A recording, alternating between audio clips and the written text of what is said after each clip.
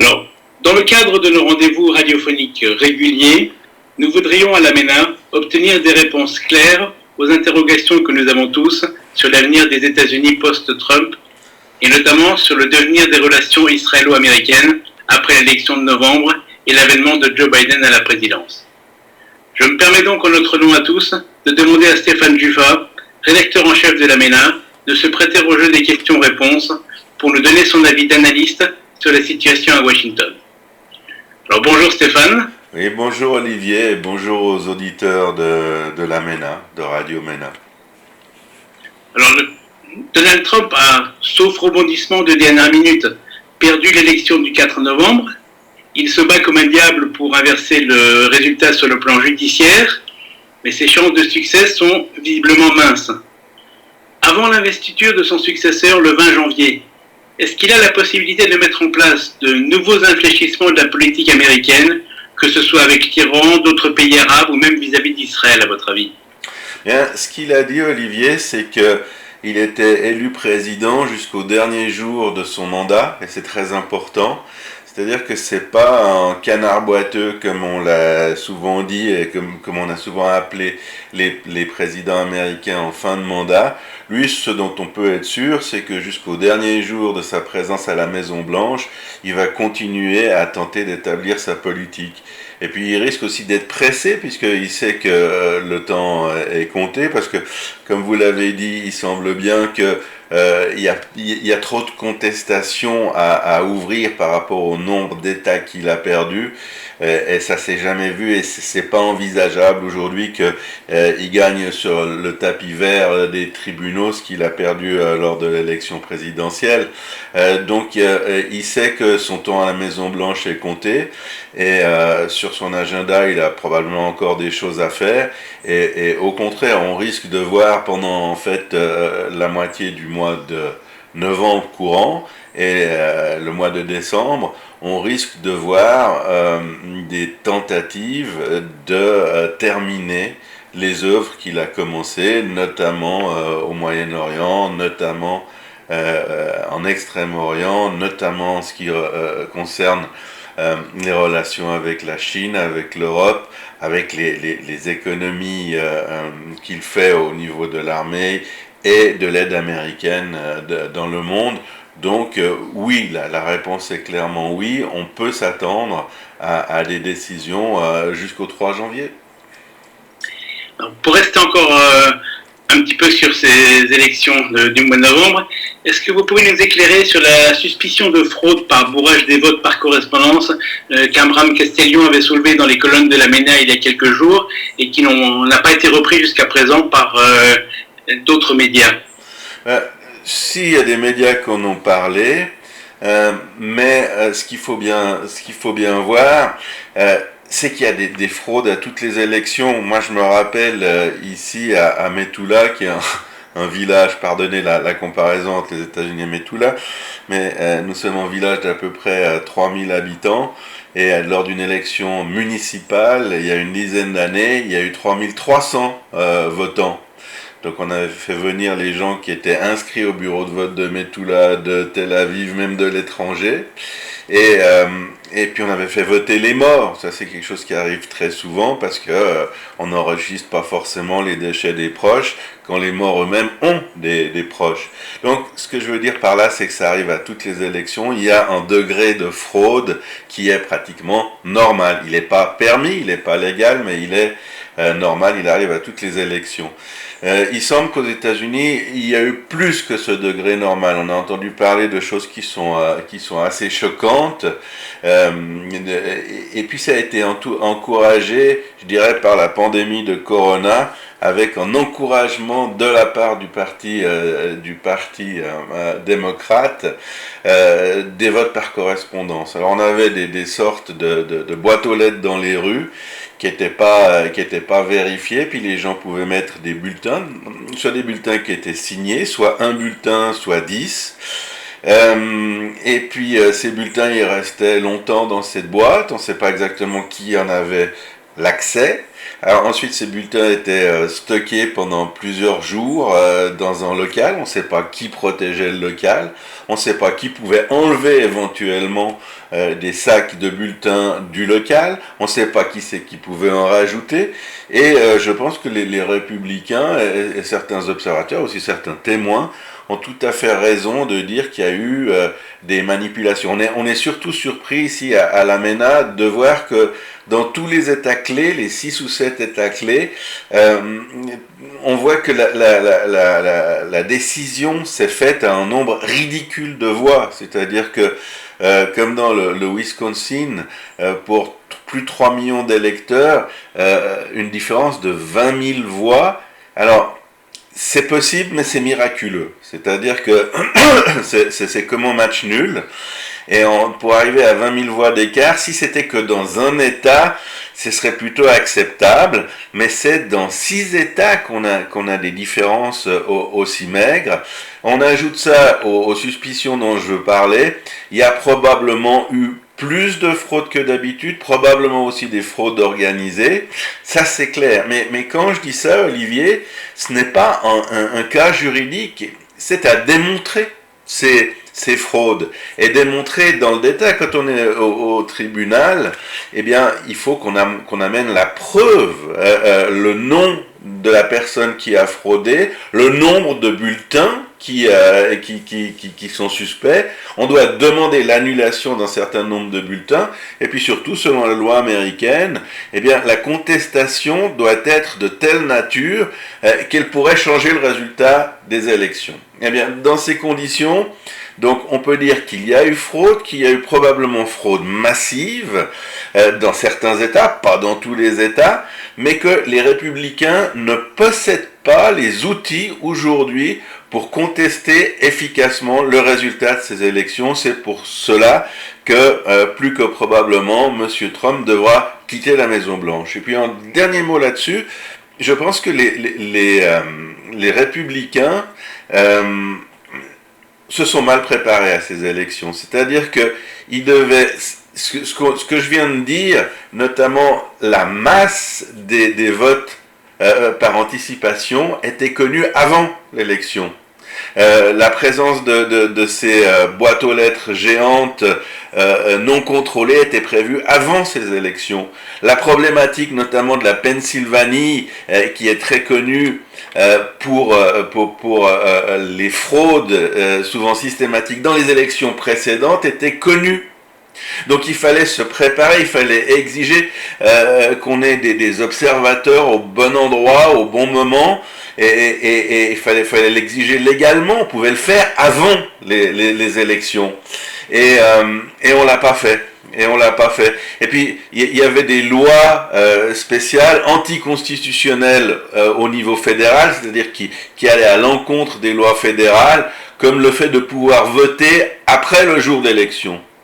Alors ça nous paraît particulièrement absurde, c'est-à-dire que par exemple, toujours en Pennsylvanie, on pouvait voter 3 jours après la fin de l'élection. Ce qui caractérise une élection démocratique sous nos cieux de pays évolués, c'est qu'on définit d'abord un jour comme étant le jour de l'élection. Et quand on a et si on a l'envie d'exprimer son opinion par un bulletin de vote, on le fait ce jour-là.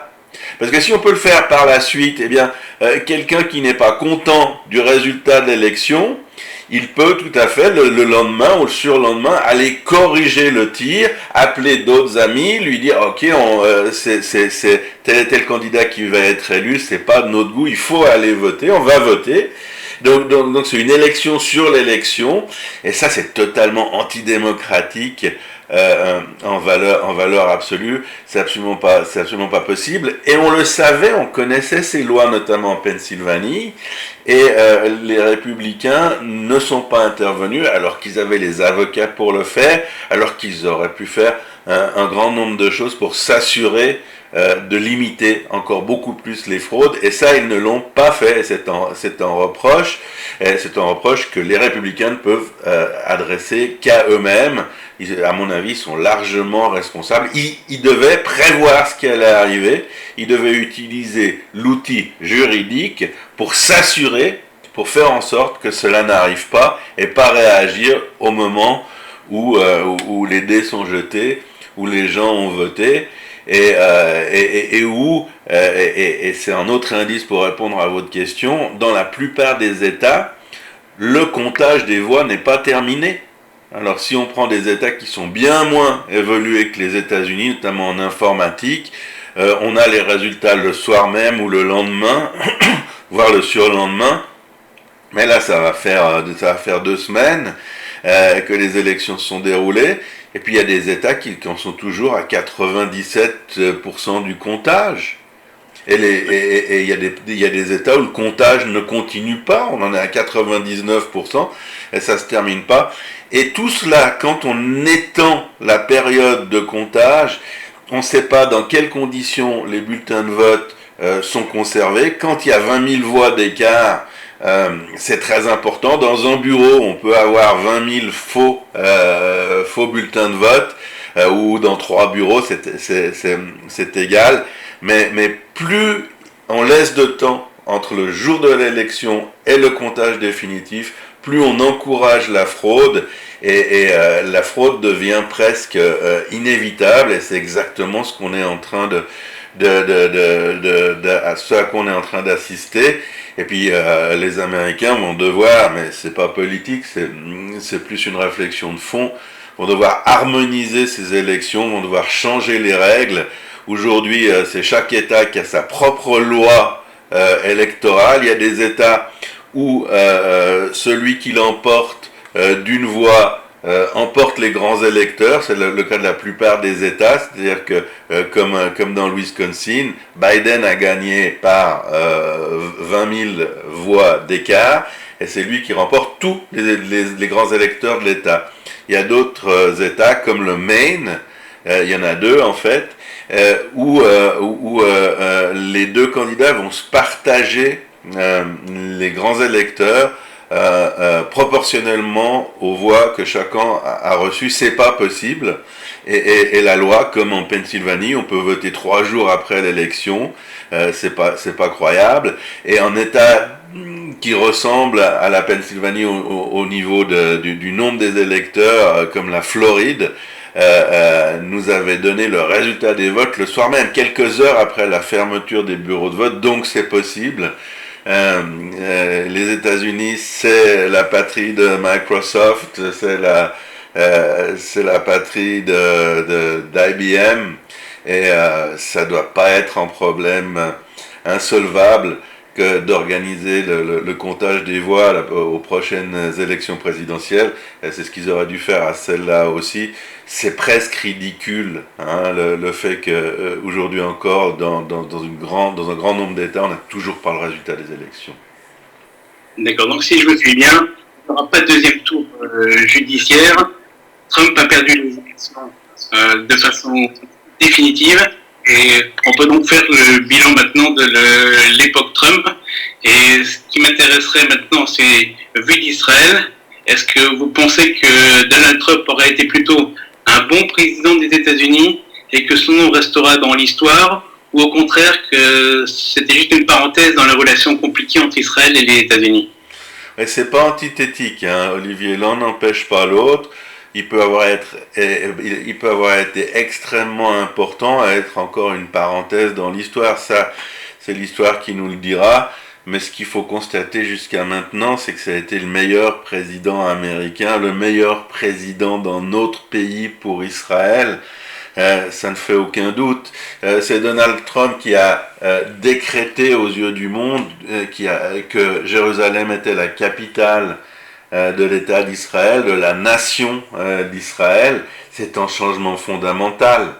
Avant Donald Trump, on était les seuls, peut-être avec la Micronésie, à reconnaître Jérusalem comme notre capitale. Toute l'Europe bataillait ferme pour que ce ne soit pas le cas. La France a installé son ambassade à Tel Aviv, et un consulat qui a l'ampleur d'une ambassade et les activités d'une ambassade à Jérusalem, mais c'est le consulat et l'ambassade, entre guillemets, en Palestine, pas en Israël. Hein, donc il y avait ces mauvaises intentions, ces barrières qui ont été faites, d'ailleurs pour ceux qui suivent la presse française, elle se permet de parler du gouvernement de Tel Aviv capitale d'Israël. Ça nous fait sursauter. Ils peuvent ne pas reconnaître Jérusalem comme notre capitale, mais ils n'ont pas le droit de décider pour les Israéliens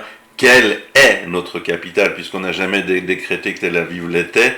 Eh bien, il y a quelqu'un qui est venu, c'est Donald Trump, et puis il a dit que la capitale d'Israël c'est Jérusalem, et depuis, les pays les uns après les autres établissent leur ambassade à Jérusalem. Ça change tout, ça change l'avenir de Jérusalem.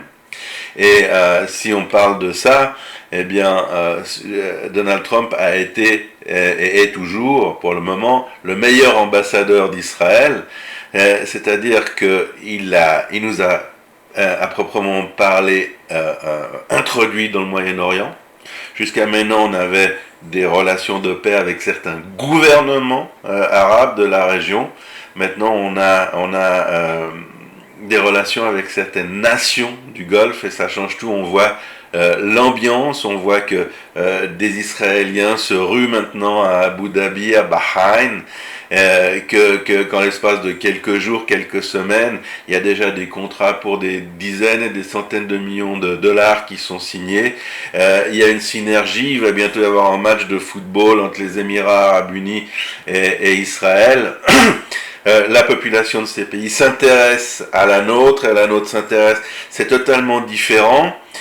Et il y a la haine qui est tombée, Olivier. Si on regarde ce qui se passe, même des pays qui sont nos ennemis encore aujourd'hui, je parle de la Syrie par exemple, je parle du Liban qui officiellement est toujours en guerre avec nous, eh bien dans ces pays on entend surtout des voix appeler à la paix avec Israël.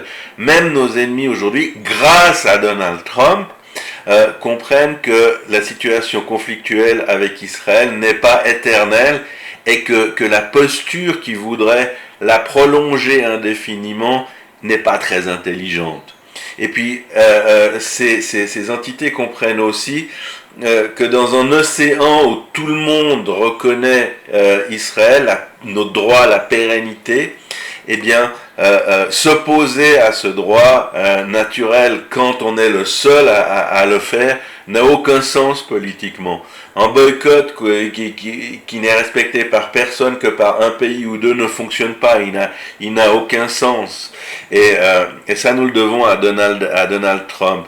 Donald Trump a réalisé l'intégration d'Israël dans le Moyen-Orient. Il a réalisé l'emplacement, la reconnaissance de notre capitale.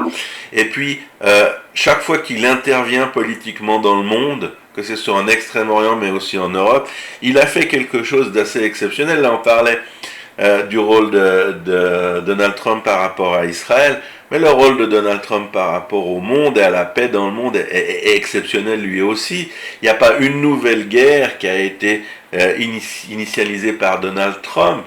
Et puis, on aurait besoin de toute la journée pour parler de ses succès, de ses réalisations. Moi, j'en prends qu'une, parce que je la connais assez bien. Je suis assez souvent allé en Croatie, en Bosnie, en Serbie, dans le Kosovo. On a beaucoup d'amis à la MENA qui nous suivent dans le Kosovo. L'animosité qui existait entre les Kosovars qui sont musulmans notamment et les Serbes qui sont chrétiens, mais c'est pas leur plus grande différence. Ça fait 1000 ans qu'ils sont en guerre et on pensait que c'était une situation insolvable. Est arrivé Donald Trump et il a fait la paix entre la Serbie et le Kosovo. C'est beaucoup plus compliqué à réaliser que la paix entre Israël et les Émirats Arabes Unis qui existait déjà de facto. Entre la Serbie et le Kosovo, il y a un pont à Pristina. Quand on arrive dans la capitale du Kosovo, on ne peut pas le manquer parce que tout le monde vous le montre. Si vous le passiez, si vous traversiez ce pont, vous arriviez dans la zone serbe et votre vie était en danger. À tel point, la haine parlait entre les Serbes et les Kosovars. Et c'est terminé, il y a la paix, les deux leaders, les deux premiers ministres ont signé un accord de paix entre ces deux pays. C'est exceptionnel, c'est totalement exceptionnel, mais les pays européens, d'abord parce qu'ils ils sont enfoncés dans le problème du corona jusqu'aux oreilles avec les problèmes économiques qui s'en suivent, et aussi parce que ils aiment pas la politique de Trump, ils aiment pas la personnalité de Trump, il est au contraire de leur manière à eux de pratiquer, en parlant de cette paix, en parlant de cette réalisation et des autres, eh bien, ils faisaient les louanges de Trump, et c'est exactement ce qu'ils n'avaient pas envie de faire. Mais en tout cas, pour nous, Israéliens, et pour les Kosovars, et pour encore beaucoup d'autres peuples dans beaucoup d'autres endroits, eh bien, il a changé cet avenir, et on a déjà entendu de la part de Monsieur Biden, de Joe Biden, qu'il n'avait aucune intention de ramener l'ambassade des États-Unis à Tel Aviv. Il y a des choses logiques et naturelles qui ont été faites par Trump pour notre plus grand confort, et qui vont persister. Et puis il y a une autre chose, quand je parlais d'ambassadeur, le premier ambassadeur d'Israël, eh bien, quand il a réalisé, par exemple, cet accord entre la Serbie et le Kosovo, il a simplement exigé, dans cet accord qui n'avait rien à faire avec Israël et le Proche-Orient, des Kosovars qui instaurent des relations diplomatiques avec Israël, et des Serbes qui transfèrent leur ambassade à Jérusalem. C'était des conditions parmi la proposition de paix qui a été préparée par le département d'État, et on a dit aux Kosovars et aux Serbes, voilà, vous signez là. Ce qui a d'ailleurs été pratiquement la même chose pour nous, les Émirats Arabes Unis et le Bahreïn. Nous, à l'oriental, on aurait continué à négocier ces accords de paix pendant des années. Et l'administration Trump est venue avec des propositions d'accord qui étaient toutes faites, qui étaient bien faites, et on a dit à l'émir des Émirats Arabes Unis, au Premier ministre, ben vous signez là, et puis à Netanyahou, vous signez là. Ils ont peut-être changé deux lignes dans tout l'accord, mais l'accord était prêt, il était bon, et il a réalisé ce qu'il voulait faire. Donc c'est le meilleur ami qu'on a jamais eu, et probablement le meilleur ami qu'Israël n'aura jamais, indépendamment des questions politiques, indépendamment de la personnalité sulfureuse de Donald Trump. Alors justement, concernant le dernier accord dont vous parliez entre Israël et les Émirats Arabes Unis, il semblerait qu'il soit assorti d'une clause qui n'est pas parfaitement claire, du moins pour laquelle j'aurais besoin de vos éclaircissements, c'est-à-dire la vente d'avions F-35 à Dubaï. Alors l'État israélien devrait être équipé en échange de F-22, semble-t-il, pour préserver son avance technologique régionale. Mais en tant que pilote, je pense que vous allez pouvoir me dire en quoi les caractéristiques de cet avion lui permettent de surpasser le F-35, et surtout de nous préciser le risque induit par l'utilisation du F-35 dans un autre État du Moyen-Orient. Ça fait beaucoup de questions en même temps. Disons que le F-22, c'est la meilleure cellule, c'est le meilleur avion en tant qu'avion qui existe, qui a jamais été fait, mais il coûte une véritable fortune. Il est tellement onéreux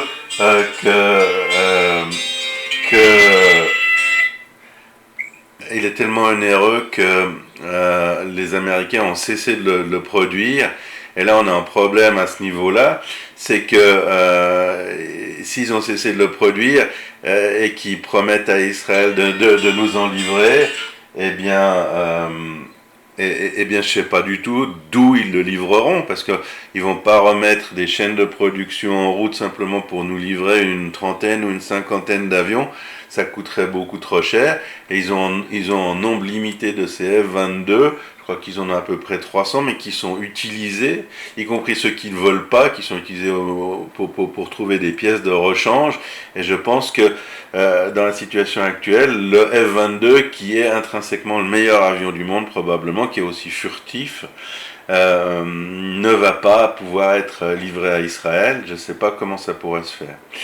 Au niveau du F-35, ben justement, c'est un avion, un chasseur-bombardier furtif, surtout en bombardier, qui donne aujourd'hui à Israël, également grâce à nous, parce qu'on a fait un effort d'intégration assez énorme, et le F-35 qui est au service de l'armée de l'air israélienne est meilleur et plus efficace que le F-35 qui sort des usines américaines. On l'a complètement modifié, on continue d'ailleurs à le modifier, ce qui fait de nous tout simplement au niveau de l'Air Force, de l'arme aérienne, les seigneurs du ciel du Moyen-Orient. C'est-à-dire qu'aujourd'hui, celui qui possède un F-35, et qui en possède de surplus une cinquantaine, comme c'est notre cas, eh bien, fait la loi dans les airs, et qui fait la loi dans les airs fait également la loi à terre, ce qui nous donne une sécurité extrêmement importante,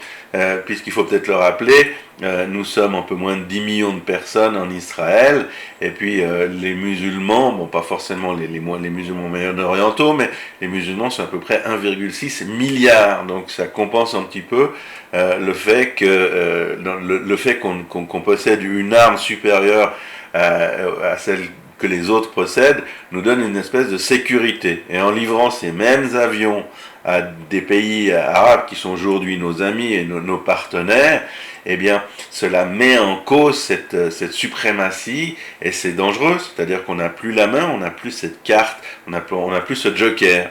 Et l'autre problème qu'on a, c'est que les pays arabes ne sont pas forcément démocratiques, et ils peuvent subir des changements de régime du jour au lendemain, si on prend les Émirats arabes unis, ils sont à quelques dizaines de kilomètres de l'Iran. On peut imaginer dans le pire des scénarios que les Iraniens se battent un jour contre les Émirats arabes unis, qu'ils occupent et qu'ils héritent de ces F-35.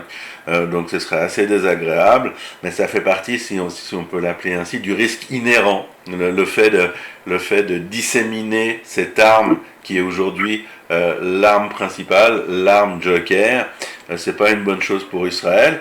Et puis ce qui nous ennuie beaucoup, c'est l'annonce par Binyamin Netanyahou que pour une fois on avait fait la paix pour la paix, c'est-à-dire qu'on n'avait rien donné aux Émirats arabes unis en échange de la reconnaissance d'Israël, en échange de la normalisation des relations diplomatiques entre les deux pays, alors qu'on voit que c'est pas vrai. La première chose que toute personne qui a les yeux au milieu de la figure peut constater de lui-même, c'est que toutes les intentions d'annexer la Cisjordanie que Netanyahou avait promis, il avait donné même la date du 1er juillet de cette année 2020 pour exercer ce droit, ou pour étendre le droit israélien sur la Cisjordanie, pour l'annexer, eh bien ça ne s'est pas fait, ça ne sera pas, et tout le monde sait que c'est une des concessions qu'on a faites aux Émirats arabes unis afin de réaliser ce contrat, cet accord.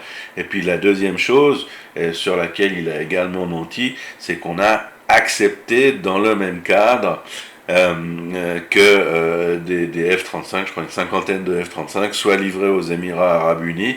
Et malheureusement, parce que c'est une toute petite armée qu'ont les Émirats arabes unis, je ne sais pas exactement ce qu'ils en feront. C'est-à-dire qu'ils n'ont pas forcément les pilotes et la technologie pour en faire aujourd'hui le meilleur usage, ce qui augmente peut-être également notre inquiétude. Bien sûr. On va revenir un petit peu à la politique intérieure américaine pour avancer dans cette interview. Et je voulais avoir une information concernant le Sénat américain. On sait qu'il va rester républicain, mais avec une faible majorité. Est-ce que dans ces conditions, Joe Biden, après le 20 janvier, pourrait revenir en arrière sur un certain nombre d'acquis de l'administration précédente? Vous nous avez dit qu'il n'en était rien en ce qui concerne l'ambassade américaine à Jérusalem, ce qui est déjà une bonne chose. Mais est-ce qu'il a le droit, d'une part, et la possibilité d'autre part, ou l'intention de le faire, de revenir en arrière sur un certain nombre des avancées que Donald Trump avait envisagées? Alors, ce que je peux déjà dire, c'est que c'est des prévisions que vous donnez par rapport aux résultats du Sénat. Il y a 2 postes de sénateurs en Géorgie qui sont en ballottage, c'est-à-dire que les sénateurs, les candidats qui sont arrivés en tête, n'ont pas obtenu 50% des voix, notamment un des deux sénateurs qui est israélite et israélite relativement pratiquant. Ils sont arrivés en tête, mais ils n'ont pas obtenu 50% des voix. Et si les deux venaient à perdre, donc il y a un deuxième tour qui va se faire les mois prochains, si tous les deux candidats venaient à perdre, il se pourrait que les démocrates prennent la majorité au Sénat, donc cette question tomberait. Mais selon les prévisions, il suffirait, enfin on sait qu'il suffirait d'un des deux sénateurs que le sénateur républicain l'emporte pour que le Sénat reste dans le giron républicain. Et à ce moment-là, il y a deux chambres, hein, pour qu'une loi passe, pour qu'une loi soit acceptée et réalisée. Eh bien, il faut absolument que les deux chambres, c'est comme dans tout régime parlementaire à deux chambres, ce qui en parenthèse n'est pas le cas d'Israël. Il faut que dans les deux chambres, la loi soit acceptée. Donc si les républicains contrôlent le Sénat, ça leur donne effectivement un contre-pouvoir très intéressant. Ça oblige en fait les démocrates à pré-négocier une loi avec les républicains, à s'entendre avec les républicains, à faire des compromis. Et je crois que c'est d'abord une bonne chose pour l'Amérique, c'est-à-dire que ça nous garantit qu'il n'y aura pas des changements d'alliance trop abrupts. Par exemple, si le Sénat est dans les mains républicaines, même si Biden, ce qui n'est pas le cas, décidait, mais c'est juste pour l'exemple, de ramener l'ambassade américaine à Tel Aviv, eh bien, avec l'opposition des républicains au Sénat, ils ne pourraient pas le faire. Donc c'est une sorte de sécurité. Et puis ce qui est intéressant, puisque vous avez parlé de politique intérieure américaine, on sait que dans le Parti démocrate, eh bien, il y a une fissure entre les démocrates traditionnels, qui sont pas foncièrement, fondamentalement différents des républicains, qui sont assez conservateurs dans leur manière de faire de la politique, et l'aile gauche, qui est une aile révolutionnaire, qui me fait penser par certains aspects à ce que voudrait Mélenchon en France, et qui jure totalement par rapport à l'aile traditionnelle, à la politique traditionnelle du Parti démocrate aux États-Unis. Eh bien, le fait que les républicains conservent le Sénat pourrait arbitrer cette dispute et faire en sorte également que cette nouvelle gauche, cette gauche révolutionnaire du Parti démocrate, eh bien, ne pousse pas, n'efface pas la partie traditionnelle, et ce qui est une bonne chose pour les États-Unis. Ça conserve la capacité des deux grands partis à s'entendre, à discuter, et puis en fait, comme le plus souvent, à proposer des lois dont on sait a priori qu'elles seront acceptées par les deux chambres. Ça, c'est très important, ça fait partie du mode opératoire des États-Unis, et c'est bien que ça se poursuive, et pour nous aussi, pour les autres pays aussi, c'est un gage de stabilité, Olivier. D'accord. Donc on connaît relativement bien Joe Biden, le vieux routard de la politique américaine. Il circule même de nombreux mails affirmant que sa descendance est en partie juive. Mais ce qui m'intéresse en fait, est-ce que vous pourriez nous donner quelques informations sur sa vice-présidente Kamala Harris, qui est quand même un ovni dans le monde politique, indo-jamaïcaine, francophone, passée par le Canada, classée démocrate modérée. Comment est-ce qu'elle pourrait influer sur la politique menée par Joe Biden, et quelle sera sa place dans le nouvel édifice? Alors, c'est difficile pour moi de vous parler d'OVNI parce que j'en sais pas plus que vous, et j'en sais pas plus que la majorité des gens, et peut-être même de l'entourage de cette personne, parce que il va falloir voir quelle est la différence qui existe entre une candidate sur le ticket démocrate et une personne intégrée dans la politique, dans la gestion d'un pays, dans la gestion de la plus grande puissance mondiale. On ne sait pas. Et je suis même pas sûr qu'elle-même sache exactement comment elle va se déterminer sur la plupart des grands sujets d'actualité. Et puis, quelle est la voie qu'elle va choisir pour intervenir, pour essayer d'influer sur Joe Biden. Ce qui est plus intéressant et peut-être plus inquiétant parlant d'OVNI, c'est que, et on n'a pas notre langue dans la poche à la MENA, on est inquiet des problèmes de santé de Joe Biden. On voit qu'il a des problèmes d'expression, qu'il a des problèmes de mémoire, qu'il y a eu certains épisodes assez confus, surtout au niveau de son expression. C'est plus un jeune homme, hein, la différence entre la fraîcheur de Joe Biden et celle de Donald Trump était très visible durant les débats télévisés. Et puis aussi la manière de participer à la course à la présidence. Hein. Joe Biden était très peu visible, il a fait très peu de grands rassemblements de dizaines de milliers de personnes. Il avait vraisemblablement pas la force physique de le faire, ni mentale.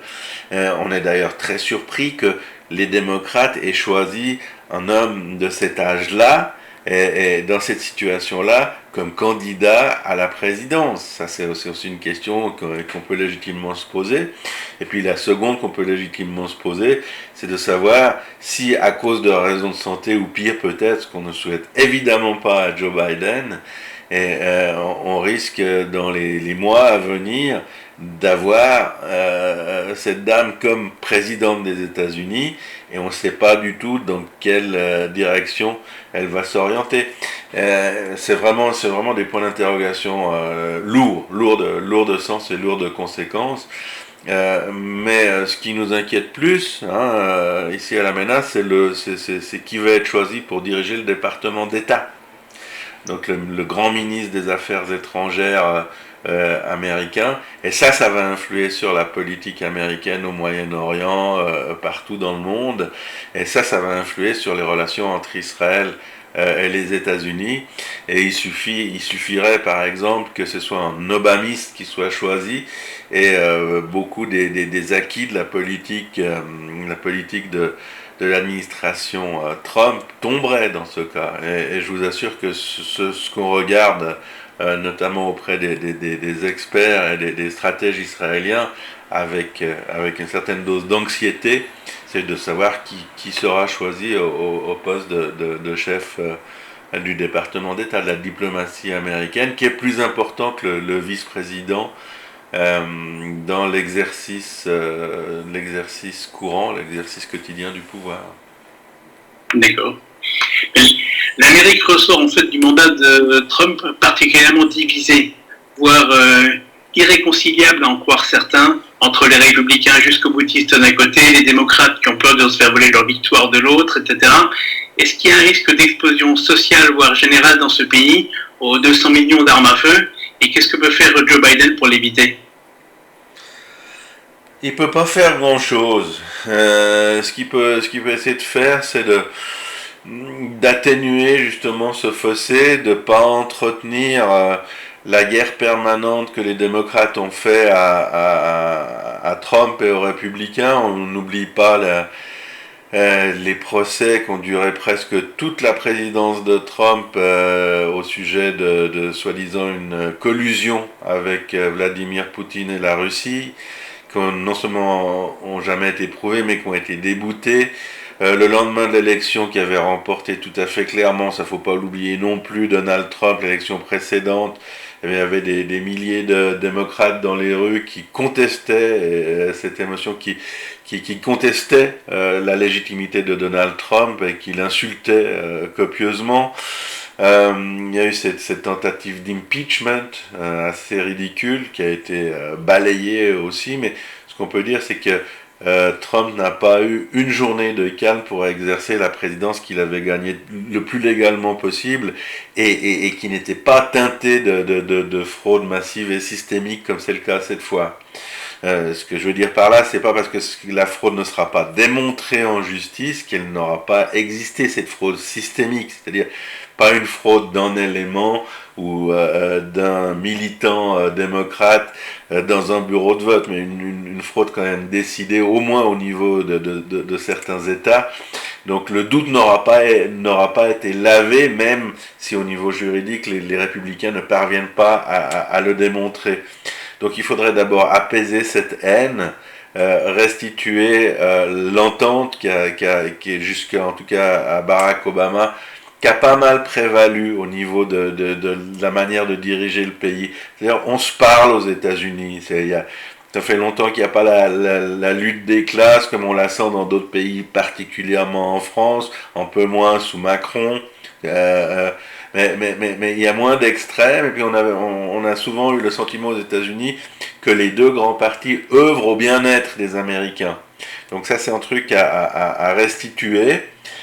C'est possible, ça va dépendre des conseillers de Joe Biden. Et puis ça va surtout dépendre de la capacité de Joe Biden à s'éloigner du pôle Obama-Hillary Clinton. Eux n'ont pas suivi cette politique, eux n'étaient pas dans la conciliation, eux, contrairement à tout ce qu'on vient de dire de Donald Trump, ont œuvré à l'international, notamment par l'accord dangerosissime entre les 5+1 et l'Iran sur la capacité de l'Iran de confectionner sa bombe atomique, sur d'autres dossiers. Ils étaient dans la confrontation, dans la dynamique de la confrontation. Donc, est-ce qu'ils vont essayer de prendre la main sur les décisions d'un président à la santé fragile, qu'ils ont aidé à se faire élire? On sait que on parle beaucoup, notamment Joe Biden, de nommer Hillary Clinton comme ambassadrice des États-Unis à l'ONU, et ça, au niveau international, ça pourrait faire pas mal de dégâts, hein. Et donc, on peut résumer, c'est un peu grossier, mais on peut résumer cela à ça, c'est-à-dire, est-ce que quel va être le degré, la proportion d'influence Obama-Clinton sur la politique de Biden? S'il arrive à s'en prémunir, à rester plus ou moins indépendant, ben ça ira plus ou moins, hein. On ne dirige pas la plus grande puissance du monde tout seul, on a des conseillers, les conseillers du président démocrate ne diffèrent pas fondamentalement de ceux du président républicain.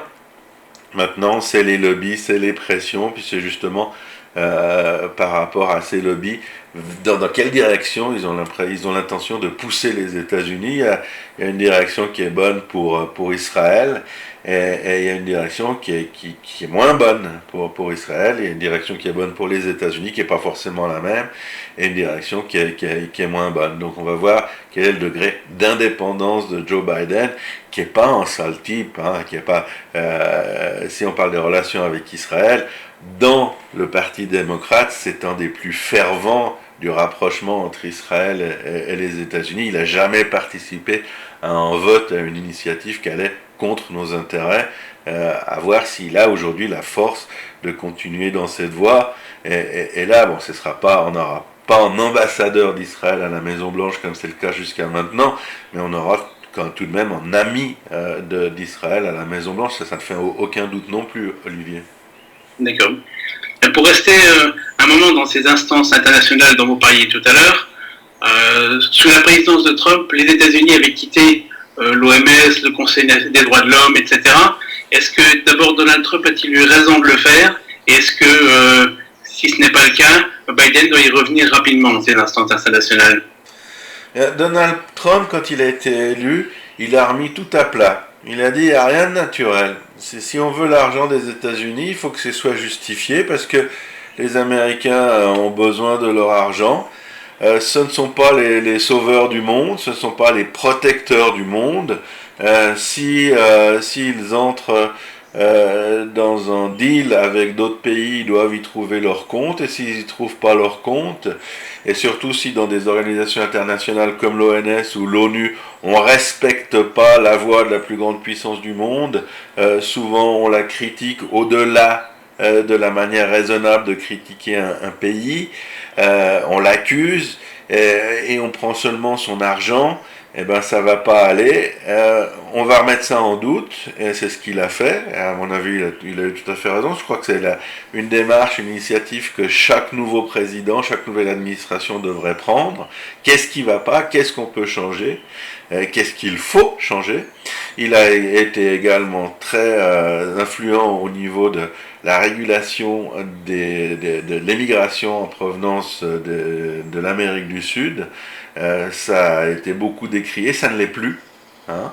Il y a la manière, certes, qui fait encore débat, mais au-delà de la manière, on a bien compris que chaque pays bien ordonné, qui veut avoir une économie puissante, doit avoir au moins une politique d'immigration. C'est-à-dire pas toute personne qui veut entrer dans un pays peut le faire, et peut changer le pays à sa guise, et peut s'implanter là où lui veut le faire, et apporter sa culture, surpasser en nombre et souvent en influence la population autochtone d'avant cette immigration. Donc Trump a dit non.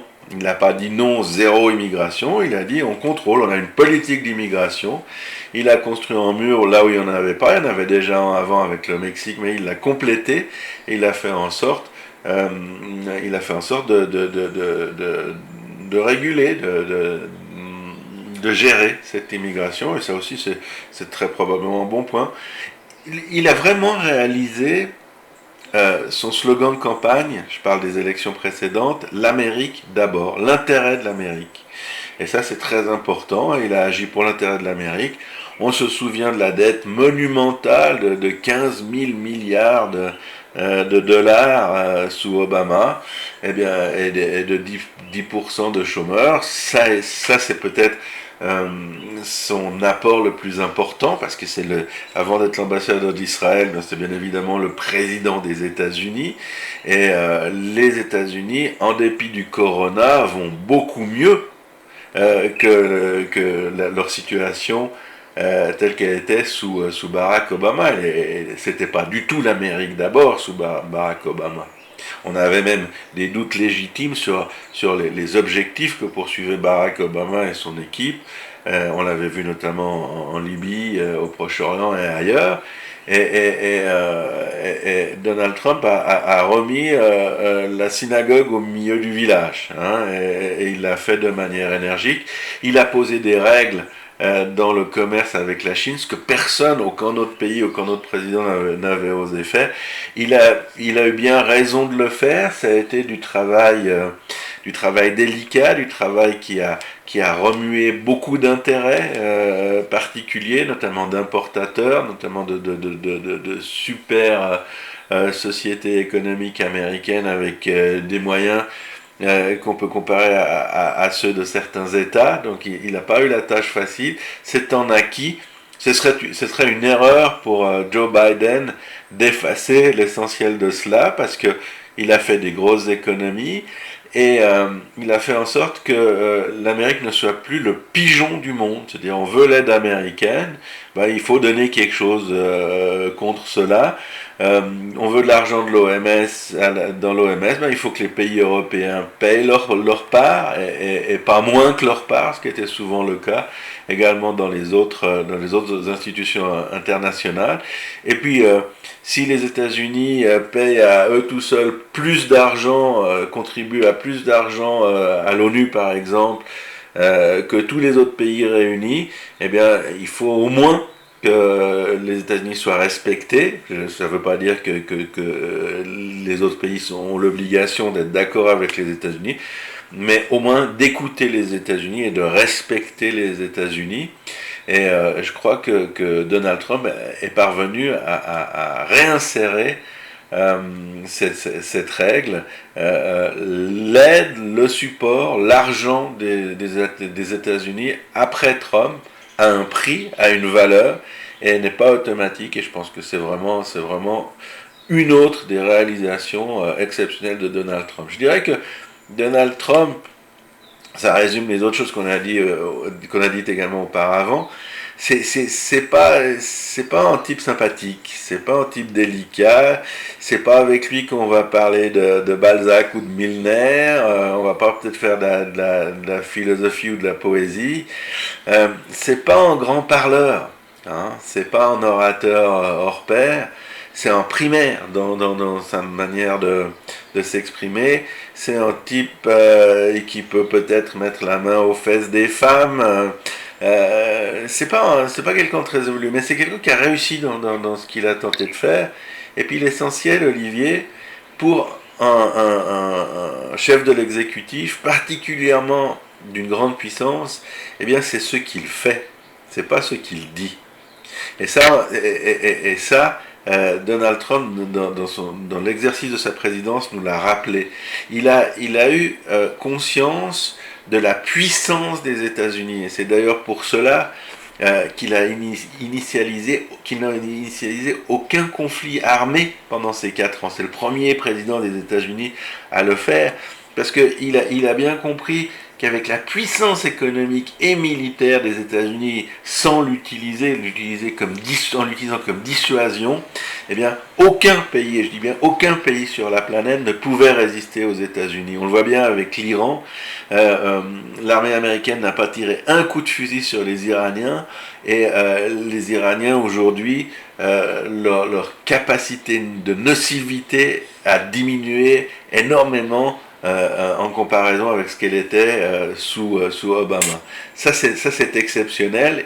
Il ne sait peut-être pas l'exprimer oralement, sa rhétorique n'est pas exceptionnelle, c'est le moins qu'on puisse dire, mais dans les décisions qu'il a prises, dans les boycotts, dans l'interdiction d'exporter du pétrole pour les Iraniens, c'est plus qu'une guerre, c'est plus qu'une guerre économique, c'est une posture par laquelle il est arrivé à ses fins avec la plupart des États problématiques de la planète, pas encore avec la Corée du Nord, mais je pense que s'il avait eu une autre présidence de 4 ans à sa disposition, probablement qu'il serait également parvenu à raisonner les Nord-Coréens. Ça c'est Trump, la personne qui a conscience de la puissance des États-Unis et qui a épargné de ce fait la vie de centaines, voire de milliers de soldats américains et d'efforts inutiles et de dépenses inutiles.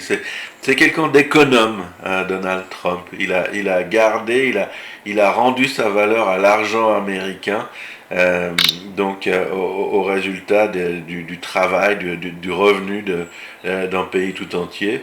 Et je pense en définitive qu'il était très difficile pour un chef de l'exécutif, que ce soit aux États-Unis ou dans un autre pays, de conserver sa place avec la pandémie, sous l'épidémie du coronavirus, et surtout aux États-Unis, qui est le pays largement le plus frappé par cette épidémie et le plus longuement frappé, avec tous ces morts, avec tous ces malades.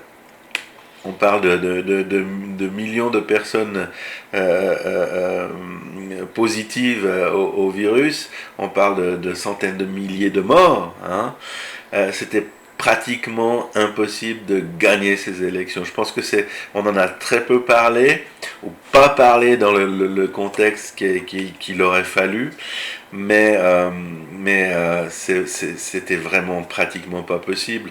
Quand toutes les familles américaines étaient touchées par ce virus, quand elles avaient tous quelqu'un de malade en leur sein ou quelqu'un de décédé, on a un réflexe, et puis qui a été bien sûr accentué dans la propagande électorale des démocrates, d'attribuer à l'exécutif en place la maladie, les résultats de la maladie, alors que c'est une sottise absolue, que dans la gestion on peut influer de manière assez minime sur son évolution, et rien ne va changer, on peut déjà le dire, à part l'apparition du vaccin, qui a été largement encouragé par tous les moyens possibles par Donald Trump. L'idée du vaccin et la manière de donner la priorité à la recherche du vaccin, c'est une idée de Donald Trump et de personne d'autre. Alors c'est venu à la place d'autres choix, c'est choix à lui, hein, de donner la préférence à l'économie, de se dire que préserver l'économie, ça valait un certain nombre de morts. C'est une équation à laquelle les autres chefs d'exécutif ont eu à faire face. Il y en a qui ont réagi de la même manière, notamment en Suède ou en Hollande. Il y en a qui ont réagi de manière opposée, notamment en Israël ou en France. C'est difficile de dire qui a raison. On le saura dans quelques mois ou dans quelques années. Il y a eu les priorités Trump, mais c'est certainement pas Trump qui est responsable de l'épidémie aux États-Unis. C'est même ridicule de l'affirmer. Trump n'a tué personne, c'est le coronavirus qui a tué des Américains. En tout cas, merci Stéphane de nous avoir fait partager vos réflexions sur l'Amérique et sur la place finalement tout à fait spécifique que prendra vraisemblablement Trump dans l'histoire du pays. Et la MENA mobilisée sur tous les fronts tenait à apporter à ses auditeurs les analyses les plus pointues sur la transition américaine et ses conséquences sur le reste du monde. Donc, retrouvez-nous sur menapresse.com pour les développements et les explications stratégiques de nos analystes, tant sur la situation en Israël qu'aux États-Unis ou en France. En vous remerciant pour votre analyse, Stéphane. Je vous souhaite à vous et à tous les auditeurs une excellente journée. Merci Olivier, merci de ces questions très sensées. Et je corrige simplement une chose, c'est menapresse.org et pas .com parce que sinon nos auditeurs n'arriveront nulle part. Menapresse.org et puis on leur donne rendez-vous peut-être Olivier pour une nouvelle interview d'un autre journaliste de la MENA ou bien de quelqu'un en dehors de la MENA. On va essayer de multiplier ces interventions. Je vous souhaite à tous et à toutes une excellente semaine et à très bientôt dans nos articles ou sur l'antenne de notre radio.